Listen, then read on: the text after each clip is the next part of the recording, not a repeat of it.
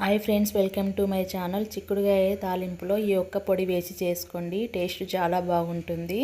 ఇది రైస్ చపాతీలోకి కూడా చాలా బాగుంటుంది. ముందుగా ఇక్కడ ఒక హాఫ్ కేజీ చిక్కుడుకాయలను తుంచి కడిగి ఒక కుక్కర్లోకి వేసుకున్నాను.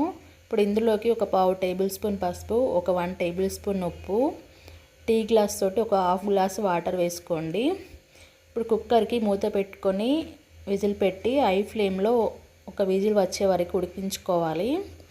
తర్వాత దీనికి మసాలా రెడీ చేసుకుందాం. ఒక మిక్సీ జార్ తీసుకొని అందులోకి ఒక 1 టేబుల్ స్పూన్ జీలకర్ర, కొంచెం కొబ్బరి, ఒక 4 లేదా 5 వెల్లుల్లి రెబ్బలు, ఒక 1 టేబుల్ స్పూన్ కారం వేసుకొని ఇలా కచ్చా పచ్చాగా గ్రైండ్ చేసుకోవాలి. చూడండి, ఇక్కడ మాకు చిక్కుడుకాయ ముక్కలు బాగా ఉడికిపోయాయి. ఇప్పుడు ఇందులో వాటర్ ఉన్నాయి కాబట్టి హై ఫ్లేమ్లో పెట్టుకొని వాటర్ అంతా అబ్జర్వ్ అయ్యే వరకు ఉడికించుకోవాలి.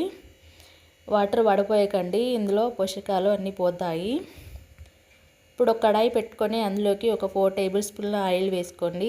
ఆయిల్ హీట్ అయిన తర్వాత ఆవాలు, జీలకర్ర, శనగపప్పు, ఒక 4 లేదా 5 పచ్చిమిర్చిని కట్ చేసి వేసుకోండి.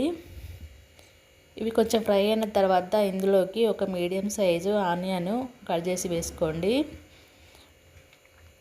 ఇందులోకి కొంచెం కరివేపాకు, ఇవి త్వరగా మగ్గిపోవడానికి ఇందులోకి ఒక 1 టేబుల్ స్పూన్ ఉప్పు వేసుకొని ఫ్రై చేయండి. ఇవి బాగా ఫ్రై అయిన తర్వాత ఇందులోకి ఒక పావు టేబుల్ స్పూన్ పసుపు వేసుకొని ఒకసారి బాగా కలుపుకోవాలి. ఈ విధంగా కలుపుకున్న తర్వాత మనం ఉడికించి పెట్టుకున్న చిక్కుడుకాయలను కూడా వేసుకోండి. ఈ చిక్కుడుకాయ ముక్కలు హై ఫ్లేమ్లో ఆయిల్ అంతా పట్టేటట్టు ఫ్రై చేయాలి.